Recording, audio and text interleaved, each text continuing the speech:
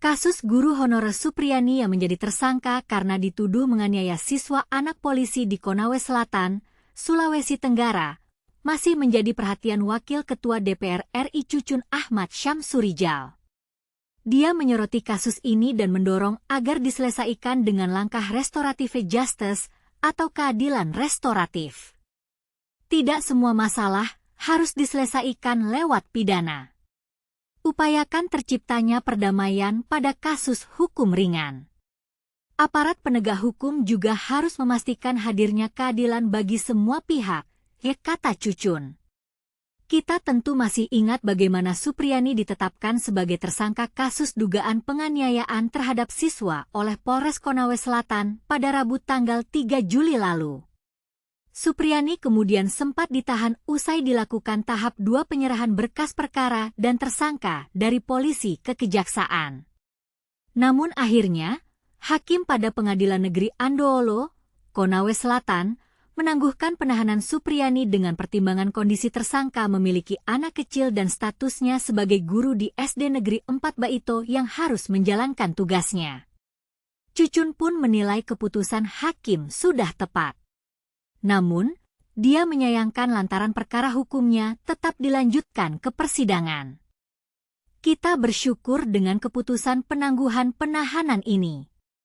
Dalam proses peradilan, asas kemanusiaan juga harus jadi perhatian, tutur legislator dari Dapil Jawa Barat II itu. Terdapat berbagai pedoman hukum yang memungkinkan kasus Ibu Guru Supriyani bisa diselesaikan dengan pendekatan RJ.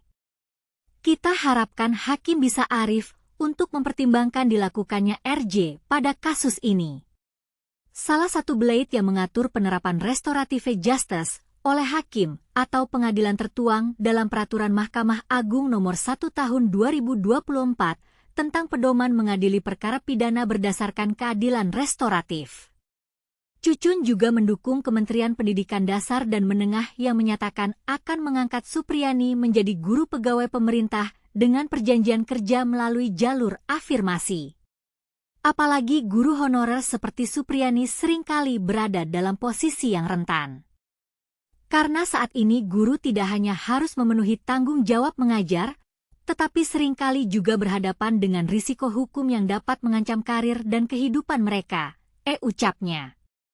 Maka kita berharap perlindungan terhadap guru semakin ditingkatkan, termasuk kesejahteraan bagi para guru honorer yang masih sama-sama harus kita perjuangkan mengingat penghasilan mereka tidak sebanding dengan tanggung jawab dan risiko yang harus dihadapinya, pungkas Cucun. Bagaimana kita bisa memastikan keadilan restoratif dapat tercapai dalam kasus seperti ini? Apakah kita setuju dengan pendekatan keadilan restoratif dalam menyelesaikan kasus-kasus hukum ringan?